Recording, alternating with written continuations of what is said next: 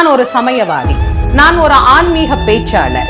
என் சமயம் உயர்ந்தது, நான் வழிபடுகிற கடவுளாகிய சிவபெருமான் உயர்ந்தவர், எனக்கு அருள் புரியக்கூடிய முருகன் உயர்ந்தவர், அம்பாள் மிக உயர்ந்த தெய்வம், காளியை பற்றி நான் எவ்வளவு வேண்டுமானாலும் சொல்லலாம். ஆனால் இன்னொரு சமயம் இழிந்தது, இந்த சமயம் இத்தனை குற்றமுடையது என்று பேசுகின்ற வழக்கத்தை எங்கள் பெரியோர்கள் எங்களுக்கு சொல்லிக் கொடுக்கவில்லை.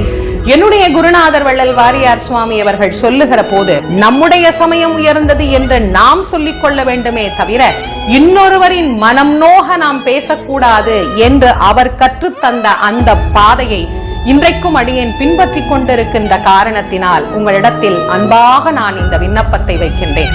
யாராக இருப்பினும் அவரவர் கொள்கைகள் உயர்ந்தது என்று பேசுவதையே நாகரீகமாக எடுத்துக்கொள்ள வேண்டும். இன்னொன்றை தாழ்ந்தது என்று பேச வேண்டிய சூழலும் அவசியமும் நமக்கு நிச்சயமாக கிடையாது.